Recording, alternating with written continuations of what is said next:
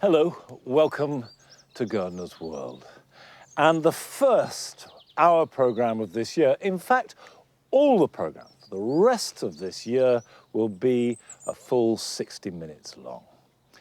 And although we've had a hard winter and a very late spring, the sun is warming the air as I speak, and the garden is bursting into life. And I do realise that I need to get on with some of these winter jobs, like pruning the buddleias, which normally I might have done a month or so ago, but the combination of snow and ice and wind and rain and maybe just a little bit of laziness has meant that I've got behind. So I'm cracking on with those.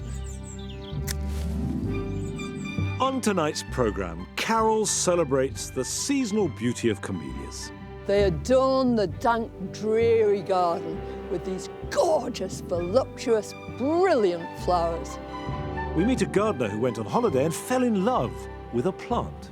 If you walk out on a summer's morning and spot the campanulas flowering, it really will put a smile on your face. And I shall be planting a spring flowering shrub in the orchard beds, as well as making a start on the new paradise garden.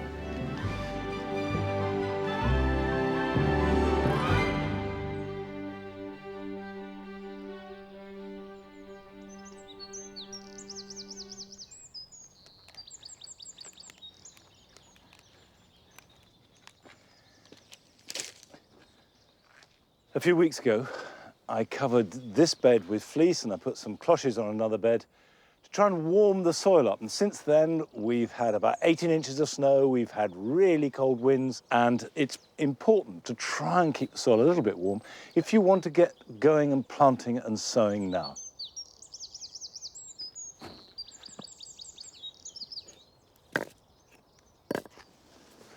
Now, the fleece obviously lets moisture through, but it is very effective at just helping warm up what would otherwise be quite claggy soil. And these raised beds are much better for drainage and warming up than the other beds. These will be ready 10 days, even 2 weeks earlier than a normal bed. And if you just feel the soil and it feels cold to your fingers, then it is too cold to sow or plant. And that's a really good rule of thumb. However, that is fine, and I'm going to put some rocket in here. Now, I have a confession to make to you. I had prepared some rocket that I sowed in January.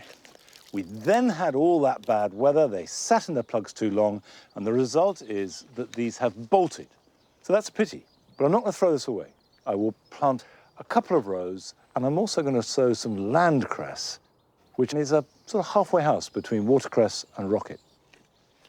Now, I know I've said this lots of times, but if you're new to raised beds, the first, second, and third rule you must follow is do not stand on them, ever. Because the whole point about a raised bed is that you don't have to dig it and it doesn't compact. So, use a board, and we will plant these out. And you can see I've used a plastic plug tray, which is broken. So I will chuck it away and not buy another to replace it. I'll use an alternative. And I'm planting these about 6 inches apart.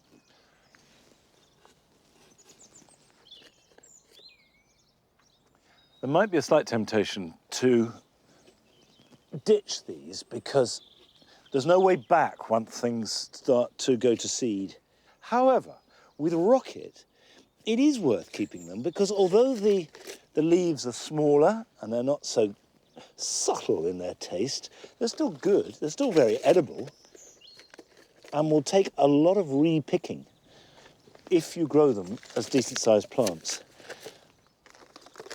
But I'm not going to plant them all out by any means, just one more row, and then we will sow some seeds.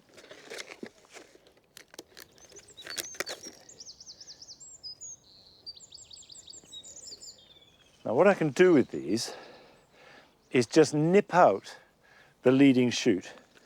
So if I cut that back and take that back, I'm cutting the main stem right down to the bottom rosette of leaves. This won't stop the process of going to seed, but it will delay it and put more energy into the foliage. I am going to sow more rocket. And I've also got landcress. Now, I've grown landcress for years, but I don't think many people do. Sometimes known as American cress. It's got that distinctive peppery taste. It belongs to the brassica family. And as well as tasting good, it's one of the few plants that will germinate in cool soil and likes fairly cool, moist weather. Ideal for March, April, and into May, and then you don't grow it again until the autumn. The seeds of all these plants look very similar. They have a distinctive round shape that you get in the brassica family. Now I'm just going to flip that over, and that will give me the spacing. And just run a drill along and down that side. And as with all seed sowing, nice and thin. There we go. These will germinate quite fast and will be ready to eat in about 5 weeks' time.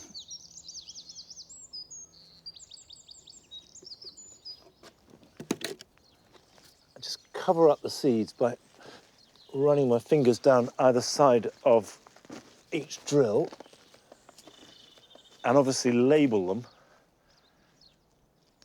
And the other rocket, which I'll plant out in about 2 or 3 weeks' time, will come through, and then I'll sow some more rocket indoors, and we'll just keep that succession going. And if you can plan ahead and organize your salad crops so that you always have some ready to harvest and some coming through, there's no reason why you can't pick some salad leaves 365 days of the year. Give them a good soak and keep them well watered. It will respond to drying out as rocket does by going to seed.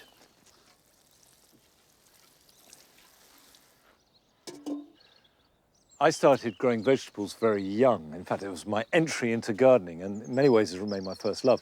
But looking back, I realized I was incredibly lucky to have both the encouragement and the space. And when I got older and bought my own house, there was a garden and I could grow things. But increasingly, that is becoming very tricky, particularly for younger people. And Frances found herself in precisely that position. A desire to garden, great knowledge, but nowhere to grow veg. Well, she's come up with a solution. Allotments. A simple patch of earth with endless possibilities. We Brits have a long history of growing our own, from the prize-winning vegetables to the odd mistake. From a young age, I have fond memories of helping my mum on her allotment, and I've always wanted to take on one of my own. But it hasn't been so easy. In fact, it's been 5 years now, and like many people up and down the country, I'm still waiting. But today, that's all going to change. Over the course of the year, I'm going to become part of this allotment community in Bristol and discover the highs and lows of growing your own fruit and veg. I'm meeting fellow allotment newbie Luke Murray, who's agreed to let me share his rather challenging plot. Hi, Luke. Hey, Frances, how you doing? Really well, thanks. Love the allotment. Thank you, yeah, it's getting there. In return for my help, I get a section to call my own. So you've had it for a few months. Yeah. What was it like when you kind of first got here? So it's totally overgrown. I had brambles all over here. I've found a couple of raised beds at the back, which was great, but kind of again had to clear that. That was all like grass all the way up to a bit of a jungle, really. Sounds like I kind of like left you with all the really hard work, and I've just come along when it's all ready to grow things in. There's going to be plenty of hard work, don't worry. We're on a huge hill. Anything getting up here is hard work. That's very true.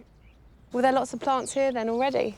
Yeah, it was pretty good, actually. I was quite surprised. So I've got a couple of currant bushes.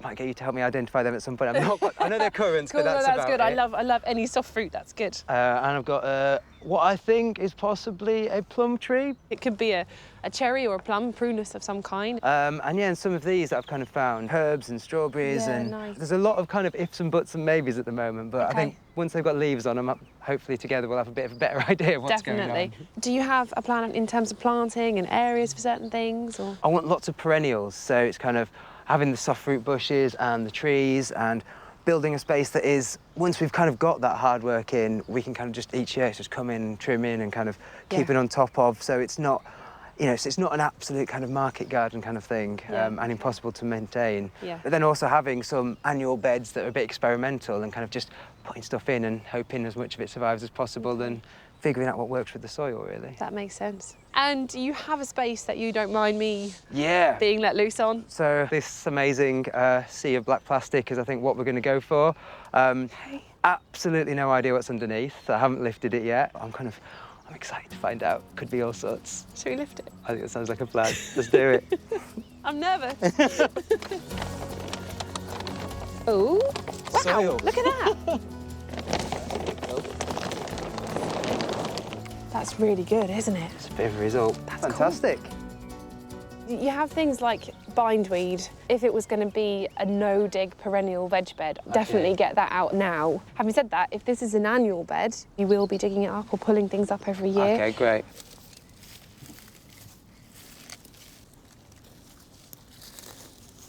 There's quite a mix of things in here, isn't there? Yeah. But if you look in here, it's a mixture of strawberries Oh, great. and your cinquefoil. Oh, So the I've not come across that potentilla. before. What is it? It's potentilla, so it's very closely related to strawberries. You can see the slightly different leaves, but we're going to have to be careful when we weed this, not to dig up and kill the strawberries whilst we Okay. do it. Right, we're going to need a fork to really get this proper.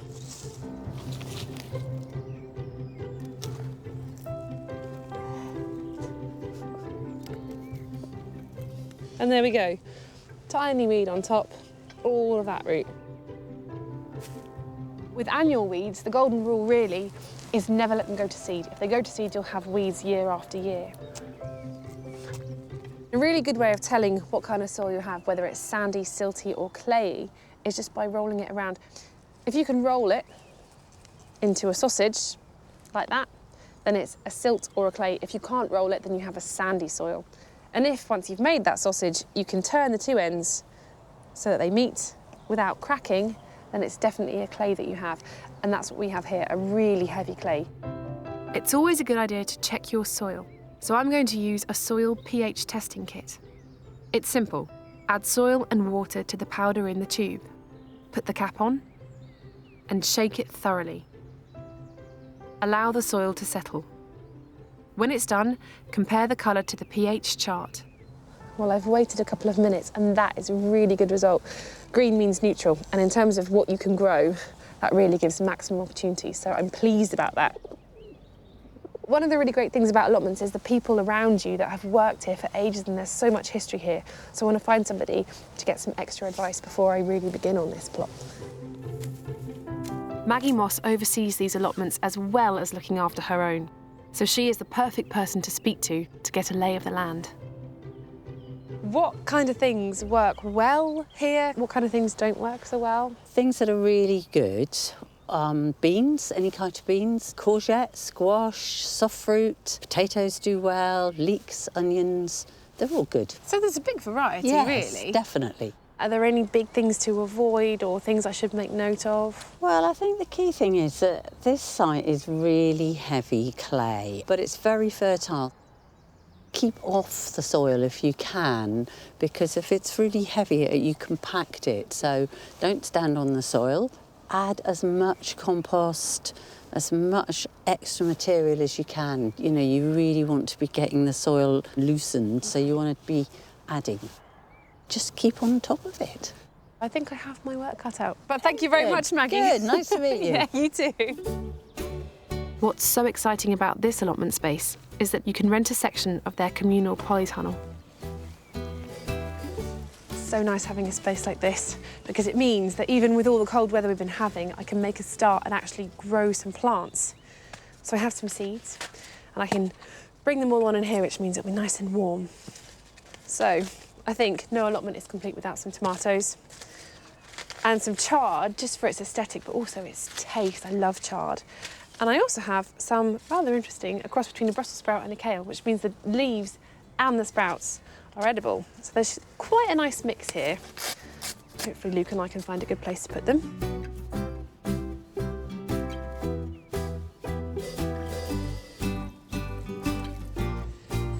Well, it's been a really good day, but quite a hard day, and seeing the plot I have, It's going to be a hard work plot to maintain, but that's good. And seeing all the people around that they do it every year is really quite humbling. I'm just looking forward to the weather getting a bit warmer so I can actually begin to get some plants in, which is when it gets very exciting.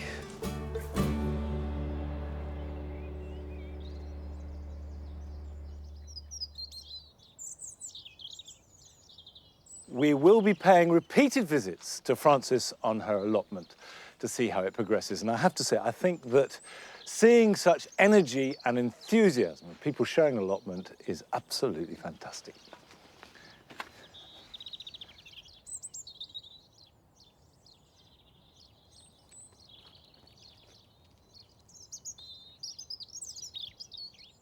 I made this bed from grass a couple of years ago. And it is obviously a huge space to fill with plants. The trees give it height and structure. But if I just had herbaceous perennials and bulbs, it would be terribly flat. And the way to fill that big space between knee and head height is by using shrubs. I've already planted quite a few shrubs. There are a lot of roses, hazels, I've got mahonias, I've got a Viburnum plicatum marisii, but I've got another plant which I'm adding in today. And this is another viburnum, but it's a different type. It's Viburnum opulus rosea. And this is the Guelder rose, a great snowball of white flower that will appear at the end of May. It's sterile, so it won't have any berries, but it has really good autumn colour.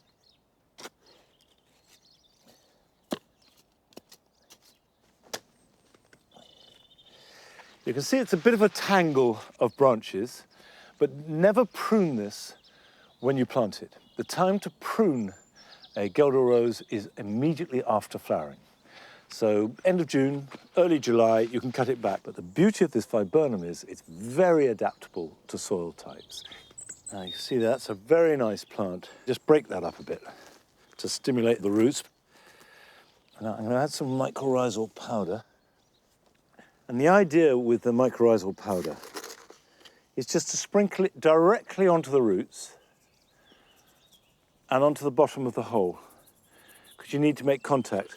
And the powder is merely a medium for carrying a fungus. Now, it feeds off the sugars of the roots of the plant and acts as a conduit to feed moisture and nutrients from the soil into the plant. So it's a symbiotic relationship. And what that means is that a plant like a shrub, a woody plant, will get established much quicker.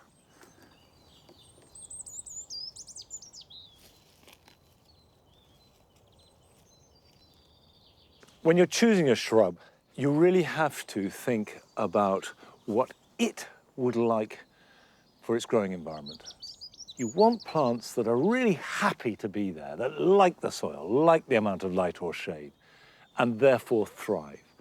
And most gardens, even very small ones, have enough variety of position, be it an east wall or a west one or a slightly damper bit or one that's more sheltered, to have a really good variety of plants. You don't need to try and grow plants that don't want to grow in your garden.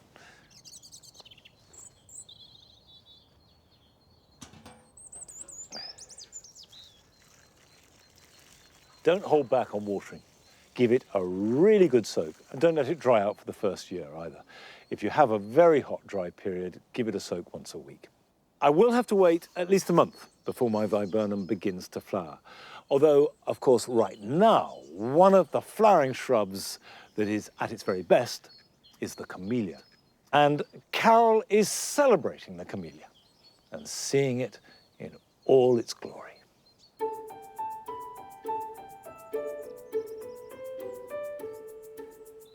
As winter gradually ebbs away and we sense the first gentle murmurings of spring, there's one plant that announces with a clarion call, the new season's here, with its glossy foliage and its big, voluptuous flowers.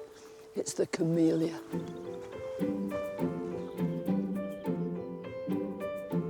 It originates in Asia, and thousands of years ago, the Chinese discovered that the dried, stewed leaves of the plant, Camellia sinensis, created a delicious hot beverage.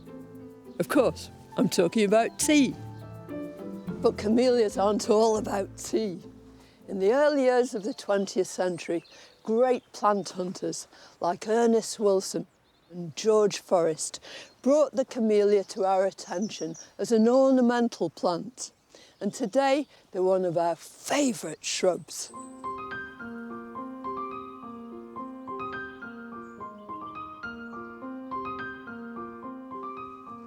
When camellias were first grown in Britain, they were definitely the preserve of the rich. They'd all be grown in glass houses because people believed that these exotic, gorgeous blooms needed protection. And it wasn't until glasshouses began to become dilapidated during the war that these plants were exposed to the elements. They didn't die, they lived, they thrived. And people began to realise that they were a lot hardier than they'd originally thought. And it was at this point that camellias began to pass into general cultivation. And us gardeners realised that we too could have camellias in our gardens. There are more than 250 different species of camellia, but it's the hybrids that are amongst the most common in gardens up and down the country. None more so than Donation, a pink semi-double. It's an easy plant to grow. It's one of my favourites. Lots of us have got it in our gardens, no wonder. It's prolific, it's dependable, and each of these flowers is truly beautiful.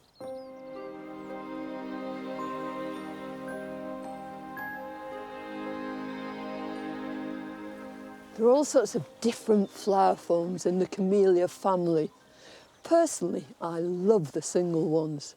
They have a simple grace and elegance, and I find them much easier to incorporate into a garden setting. This one's Adelina Patti. She's absolutely adorable. Very simple coral flowers with a white edge, and you can always see that central boss of stamens.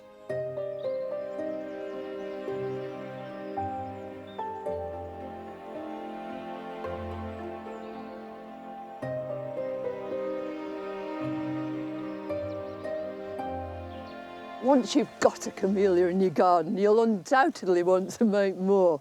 And it's really straightforward to do. You can just take cuttings. Here's a nice shoot. Lovely new wood, all made during the last year. And you can tell that because it's quite bright in colour. It's almost reddish in comparison to the old wood, which has already taken on a greyish tinge.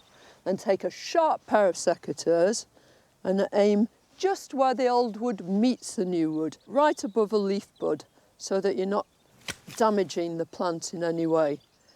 That one's ideal.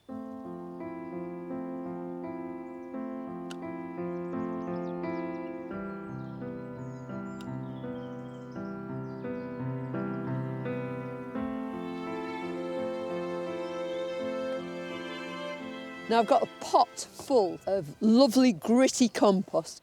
Each cutting is going to consist of a piece of stem and one leaf with a little leaf bud tucked in that axil. And I'm cutting right in here, right across there. So that's my cutting. So I've got leaf bud, leaf, and a piece of stem. You just want to make sure that the top of the stem and the leaf bud are resting on the surface of the compost. Now it's that leaf bud that will actually make the new shoot, and the roots will be formed underneath the surface of there. So I'm going to take 4 or 5 more of these.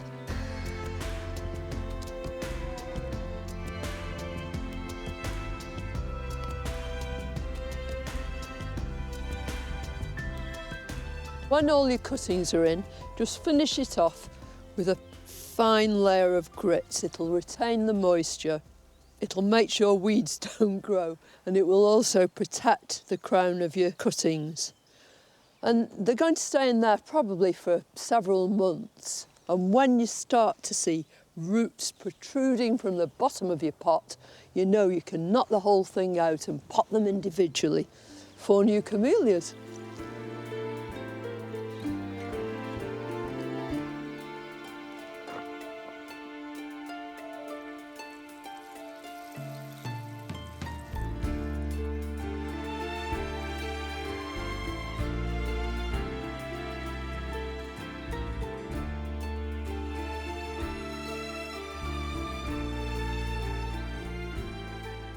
This camellia is called Inspiration, and that's surely exactly what camellias do.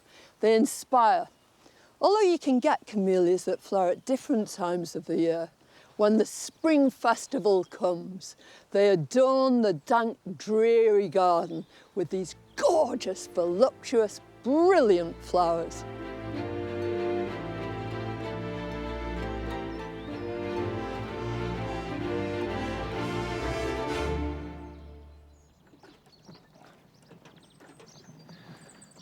The one camellia that I can grow here is not yet in bud, so it's really nice to see such an extraordinary collection of them in full flower.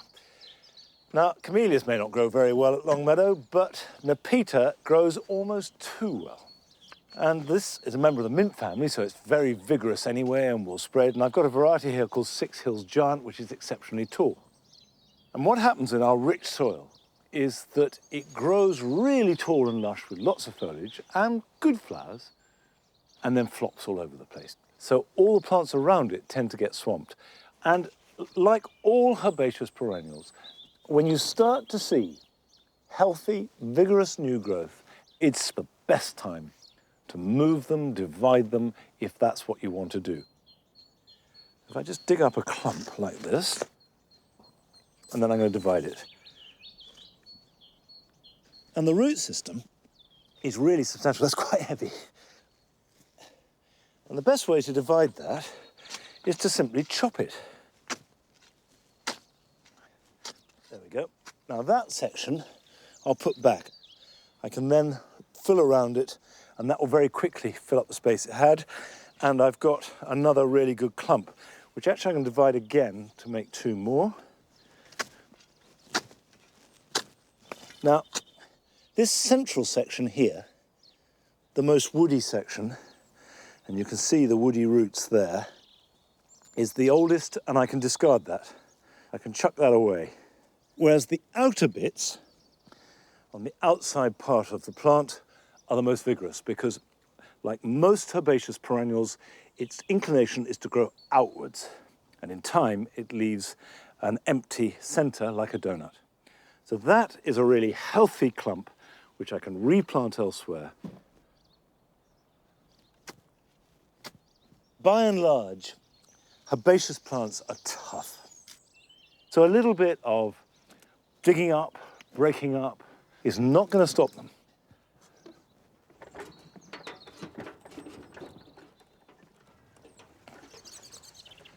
I think Nepeta would look really good underneath these 3 yellow roses.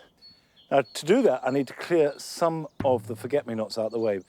So let's make space here.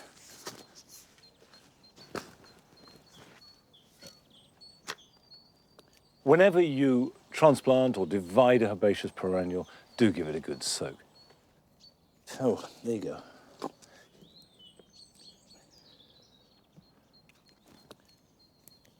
Now, whilst Nepeta is certainly robust, if not a bit of a thug, not all the summer flowering perennials are like that. One of the more elegant and charming ones is Campanula. Comes in all shapes and sizes. And last summer, we went to visit the National Collection in Suffolk.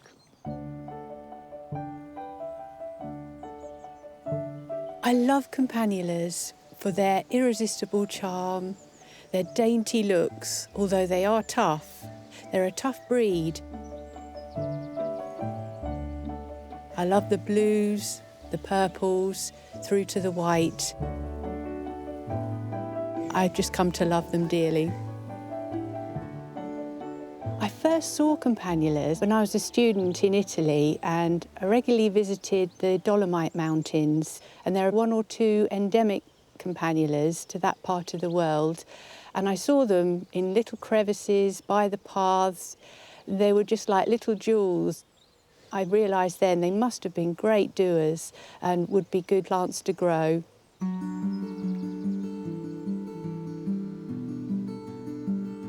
When I decided to apply for a national collection of Campanulas, I was squeezing them all into our cottage garden, and I realised that it wasn't going to be long before I needed more space. The walled garden here at Langham Hall needed a custodian. I came to see the then owners and asked them if I could come on the condition that the campanulas came too. And luckily they agreed, and the rest is history. They love it in the walled garden. They get some protection from the walls, but also they love the open nature of it, light all round, and they flourish here.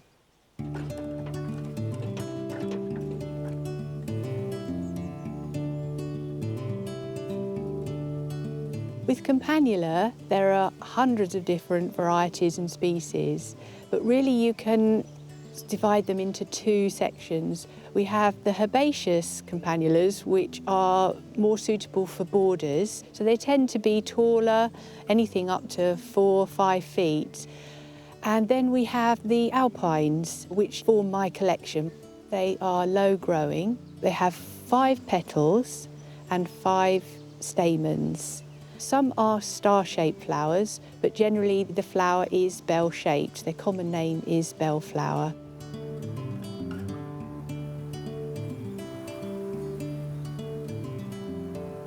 This is Campanula rotundifolia, our native harebell or bluebell in Scotland. I love this because it's so versatile. It does grow as far north as the top of Norway into the subarctic, but it also will sit very happily on a scree bed like this. It sets seed, so you can easily grow it from fresh seed in July, or just let it sprinkle its seed around where it is, and it will reward you with many flowers all the way through the summer.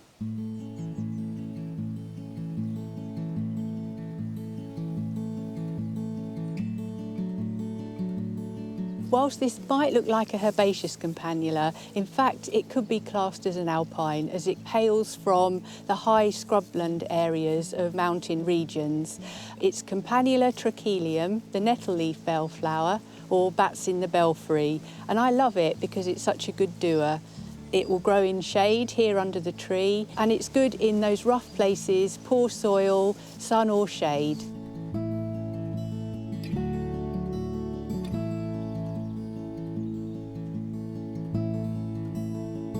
This is Campanula stansfieldii, another one of my top picks.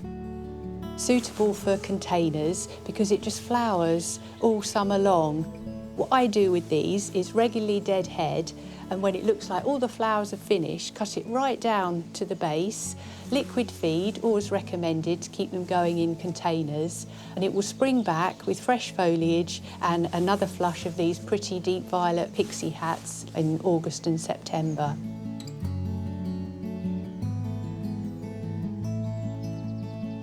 Everyone should have campanulas in their garden, particularly the alpines, because they will fit into a little corner and shine out and give you so much pleasure. And if you walk out on a summer's morning and spot the campanulas flowering, it really will put a smile on your face.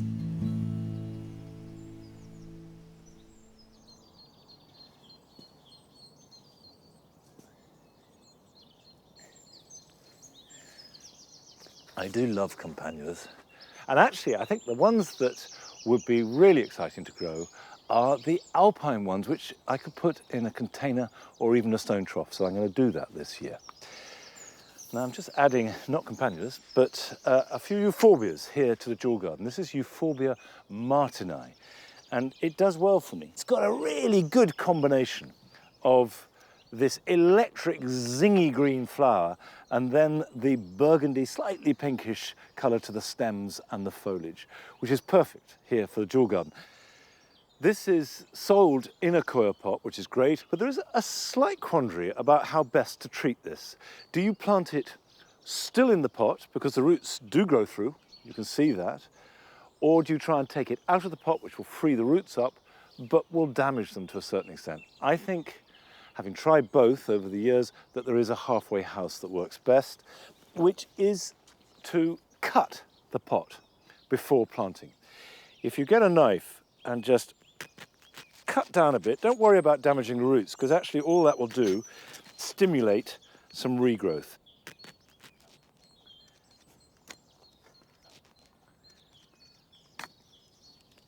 Okay, let's go there. So that is going in the ground, pot and all. These will grow about 3 foot tall with a spread of about the same, depending on the soil and the situation. That's good. I do like euphorbias. Now, still to come, Adam visits a garden that is tropical and exotic and in Dorset. But first, Nick helps us get to grips with those bits and pieces in our garden that we should have done by now, really, and who knows, we've all got those, but will help us go into summer really well equipped and ready for anything.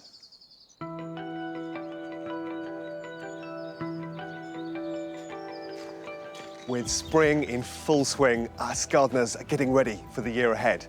But a quick look into the potting shed can be a bit daunting. The old seeds, the mouldy bulbs, the blunt tools. But actually, getting all your gear ready for the year ahead is much easier than you might think.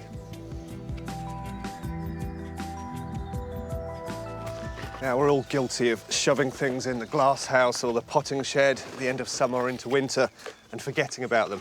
One of the most common things is old packets of seeds. People often ask, are they still going to be viable after they've been sat in a glass house or shed? Well, the answer's a mixed bag. Things like sweet corn, for example, doesn't have particularly long life, so after a year or two, you won't get much germination at all. However, leafy veg, say, like lettuce, is much more likely to germinate for up to about 6 years. And one of the best ways to keep the seeds really fresh is to put them into sealable plastic boxes in the fridge. But you don't want any moisture to build up in there. So you can just use these little packets of silica gel. You often find them in camera lens cases or binoculars, but you can buy them from a hardware store. And it will keep these seeds viable for up to about 10 years. Now, another thing that lots of us tend to have hidden away in our garages and glass houses is old containers like this that maybe had bedding plants in last year. You can do lots of stuff with this soil. You can add it to your compost heap, you can add it as a mulch to your beds, or you can actually clean it up, rejuvenate it, revive it, and reuse it for this season. A word to the wise though, what I'm talking about here is reviving your compost to use it again for general growing or for container growing of display plants. I would never use this for growing seed. There are various different products you can use. Organic forms like this, fish blood and bone, and then something like this granular product is great because it will release the NPK nutrients, so that's nitrogen, potassium and phosphate. Some will release really quickly, others will be in about 3 months' time, and then some will be in about 6 months. Now, one other thing to bear in mind, it's worth checking if you've got vine weevil larvae in there. If you suspect there may be problems, then just treat them with nematodes through the season like you would with the rest of the garden.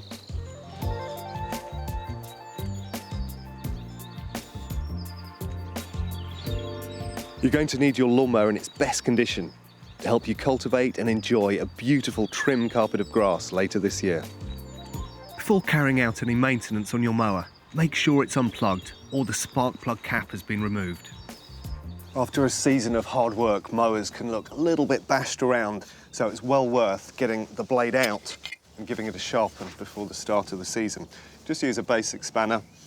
And you can see there just how sad the blade is, so it's literally just bashing the grass rather than cutting it. The other thing to think about is the deck, particularly with a hover mower. It needs the air to circulate well underneath so it can do its job properly. And so you can just use a trowel or a similar hand tool, scrape all of that rubbish away. It can go straight onto the compost heap and the machine will be much more efficient going into the new season. Now, time to try and sort out this sad-looking blade.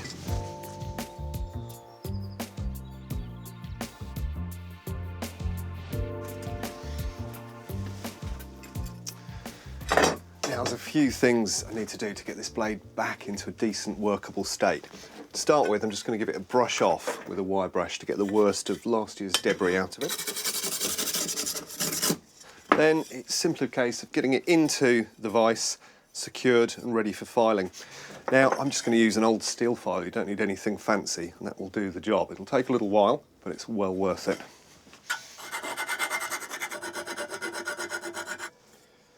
You can see there, even after just a few minutes, we're starting to cut back in to that steel and give it a really good edge again. I'm going for about sort of 30 or 40 degree angle roughly on here. It will get bashed up during the season, but it's worth getting it right now.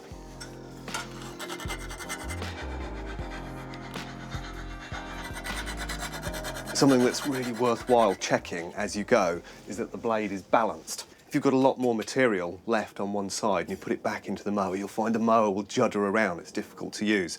So a tip an old gardener showed me years ago is to find any small object like this, even a screwdriver will do, pop it into the middle and literally check it, seesaw-like, to see if there's a balance. Slightly lower on that side, so it just means I need to take a little bit of material off there to get it to balance. Okay, final check. I think I'm happy with that. Back onto the mower. Now, if you're wondering when to make the first cut on your grass, it will give you a few clues. Over the winter, the snow and rain and wind will have repressed it and pushed it down a bit.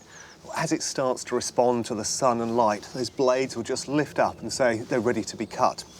The key thing is not to cut it as short as you ordinarily would on that first cut. So just come up a couple of notches from your normal spot. Now, it doesn't want to be super firm because remember, you'll be taking it off again next year to keep it sharp. So with a clean-up and a sharpened blade, our mower is now ready to go for the season. Keeping garden tools sharp helps you with all your routine gardening tasks, as well as lengthening the life of your equipment. Back to the trusty vice. Try and bring this hoe back into shape. I'm completely obsessed with having them super, super sharp. It makes such a difference when you're weeding. It makes life so much easier. So I'm going to look at putting a decent edge back onto this. The sharper a hoe or a spade or any garden implement is, the easier it is for you to use. In other words, you need a lot less labour to push it through the soil. Now, I'm not quite going to manage to shave with this, but it's going to last a good couple of months before it needs another freshen up.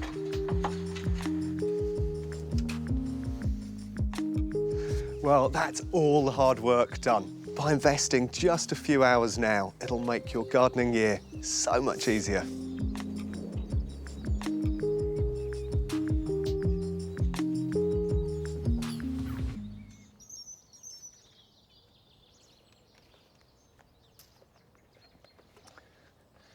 Well, having a good sort out is both good for the garden and good for the soul. It makes you feel virtuous. And now is the time to do it, as it is to start any new big projects.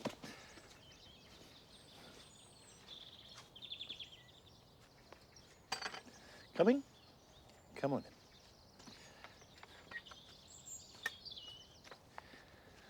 in. This is where my most ambitious project this year is going to happen. I used to have a greenhouse here. The greenhouse got dilapidated and would cost more to repair than replace, so it's gone. And this is now the opportunity to make a new garden. Last year, I travelled all over the world visiting paradise gardens, and it created a huge impression on me. So, in this space, I want to make my own version, or my own interpretation, of a paradise garden. I've just put this down on paper to scale. That's 1 to 100. So I have my 4 sunken beds, a circular water feature in the middle, going into a square pond or tray, spilling down a rill or run right down the garden, and at the end, at that far end there, a building. Now that's the basis of the garden. Once you've worked out the ideas, there are certain techniques to getting them onto the ground as efficiently and as effectively as possible. Now you will need a tape measure of some kind, a ball of string, the bigger the better, and some canes. What I do is, as garden canes break, I cut them off and I keep them for exactly this purpose. You can get a spray paint that you spray on the ground. The disadvantage of that is that if you want to change it at all, then you've got lines that you have to sort of dig out and erase. So if I just put that on there, right, we're 7 foot in this direction, which should be this one here. There. It is important to get the canes in firmly because you're going to be pressurizing them with string, so not too flimsy.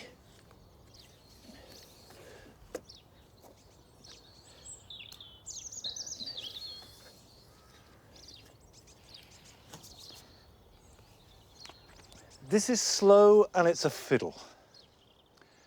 but it is really important. So don't feel pressurized to do this sort of thing quickly. I'm really slow at it.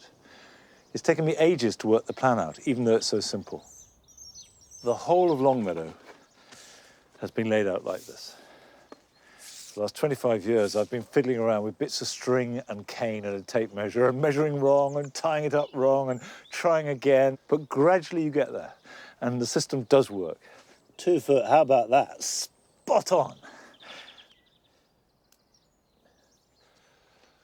Right, that may not look like anything other than some muddy ground with some sticks sticking out of it, but watch. Right, here's the moment of truth. This is where, hopefully, what was an idea on a piece of paper starts to look like reality on the ground.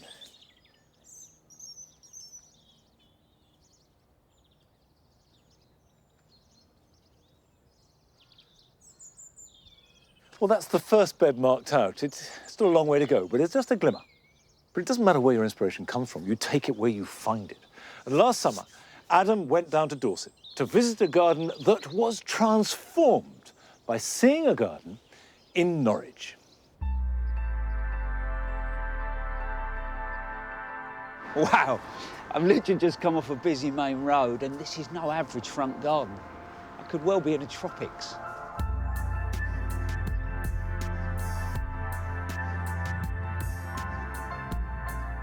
The atmosphere in this garden is absolutely fantastic. You feel like you could be sort of moving through a jungle, and the planting's really dense but detailed sort of beautifully. And I'm looking around and there's plants that I recognise, but also there's so many in here that I don't. It just leaves me really wanting to find out more. The creator of this suburban paradise is Mike Clifford. It's a stunning garden, mate, but tell me where that sort of passion for exotics started. It started about 20 years ago. A gentleman called Will Giles in Norfolk who was on the TV, and he had a tropical garden.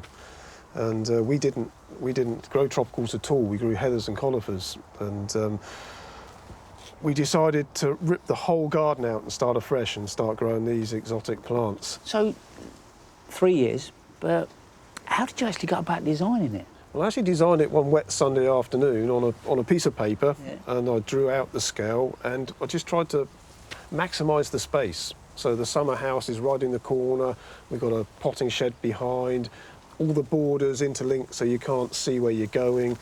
It was just trying to make the best use of space. Yeah, because actually, though it's not a big garden, you can get lost at different points as you move through. I often get lost, yeah. My wife's always searching for me down the garden.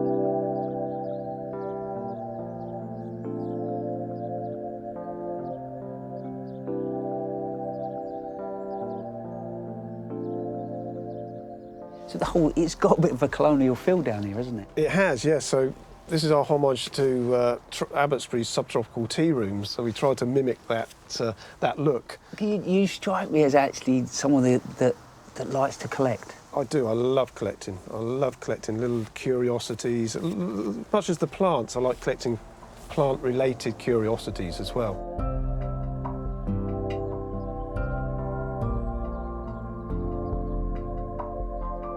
So in here I've got some of my favourite plants that I grow as my giant dandelions, Sonchus. And seed heads, the same look? Exactly the same as a dandelion. Hoping these are going to flower this year. These are 2 years from seed.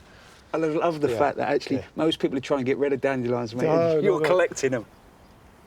There's a tapioca plant through there with that beautiful snowflake leaf. It's a stunning plant, but with this mix of cut leaves, I've got schefflerers. Because I think that as a designer, you know, some of the plants I recognise, some I don't, but there's so much interest even without flower, isn't there? Oh, absolutely, yeah. Where do you get all these seeds and plants from? At the end of October, November, I pack the garden away, and then I'll spend the winter months searching for rare seeds, run a couple of groups on social media, and we all share seeds and plants and cuttings from all over the world. It's amazing. That's the fantastic sort of community, isn't it? Honestly, being built out of that, that same passion for plants. Absolutely. It is incredible, really is.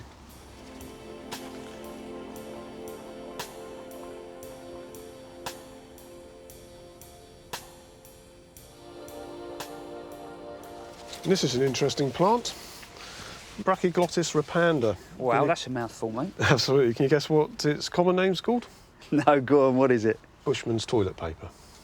It is, seriously, is that? It's used as toilet paper in Australia, yeah. So you're telling me when you're stuck upstairs and you run out, you send the missus out to pick something? Just a few loose, yeah.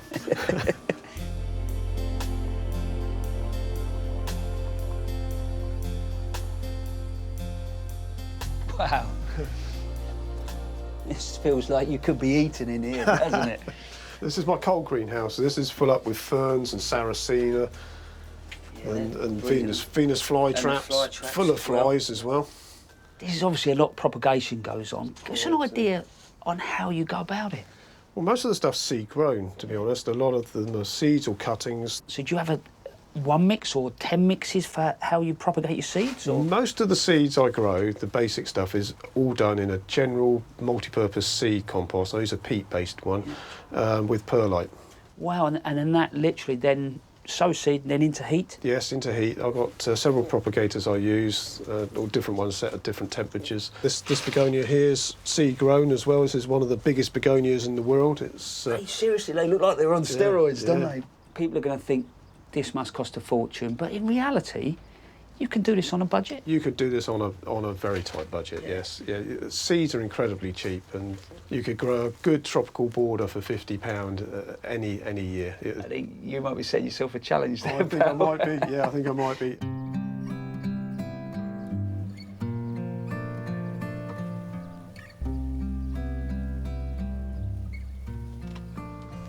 So this is my propagation area. Ah, don't normally let people in here, do you? No, I don't let anyone in here. Can I have a look? Of course you can, yeah.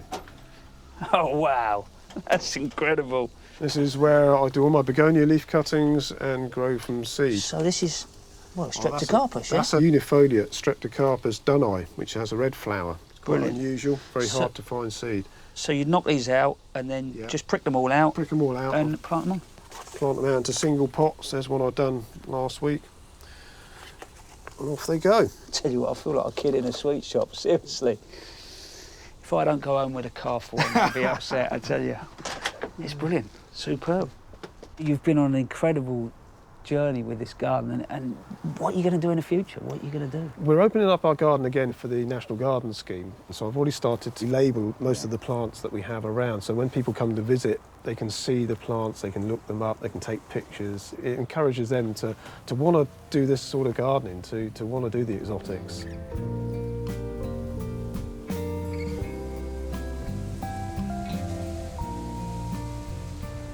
Do you know, gardens never cease to amaze me, and I think over the years I've learned to design them, build them and care for them. I feel a bit like a GP. I know a bit about, I suppose a lot of stuff, but you come somewhere like this and he's a specialist, and he's been on this journey and learnt about exotics. I'll be honest with you, it's infectious, and I think for me now, I'm going to go home, I'm going to look at the planting, and maybe I am going to add just a few exotics.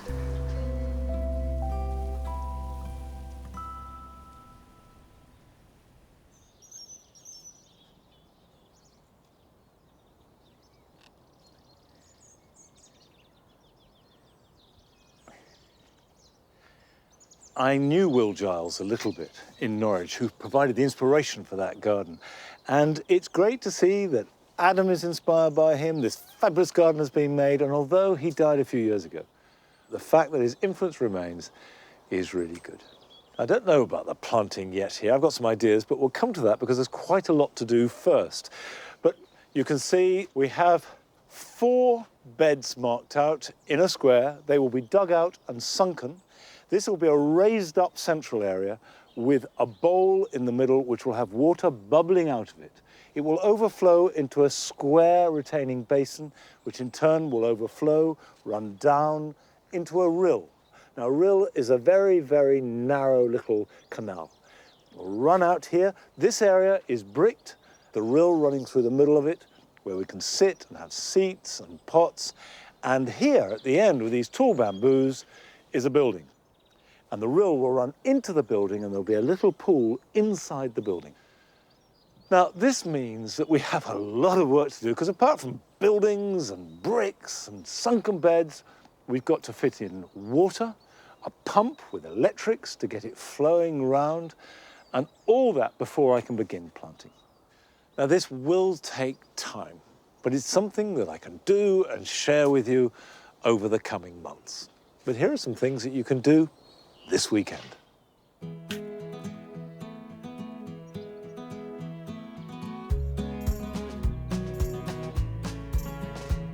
Now is a really good time to sow beetroot. You can sow them direct outside, but I like to sow them undercover in plugs or coir discs, sowing 2, 3, or even 4 seeds to each one. I don't thin them, grow them on, and then plant them out as a group. And this makes them easy to harvest, and also it's a very efficient way to use seed.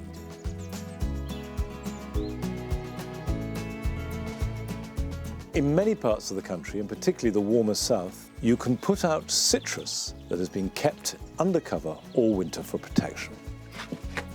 Raise the pots up on chocks and give them a really good soak. They will gradually harden off over the coming months, but if it does turn very cold, have some fleece to hand so you can wrap them up overnight.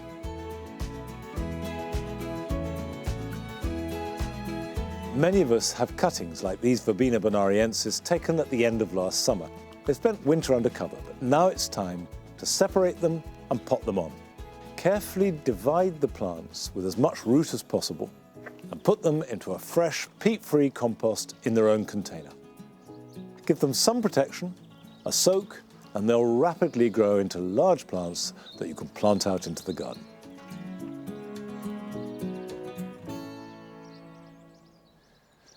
Perhaps it's inevitable that after a long winter and a very delayed cold spring, that all our thoughts are geared towards the future, and certainly in the garden at this time of year, a lot of our work is planning and planting and pruning and shaping so that things look great in summer. And sometimes you can overlook what's under your nose. For example, there's a little flower here. This is a Scilla bifolia, which never gets very big, but it is such a beautiful, intense blue. Even the daffodil is something to be treasured because it'll be gone. So I think it's really important that sometimes we just stop and enjoy what we have in the garden for what it is. That's the end of today's programme, but of course I'll be back here at Longmeadow, same time next week for another full hour programme, so join me then. Bye-bye.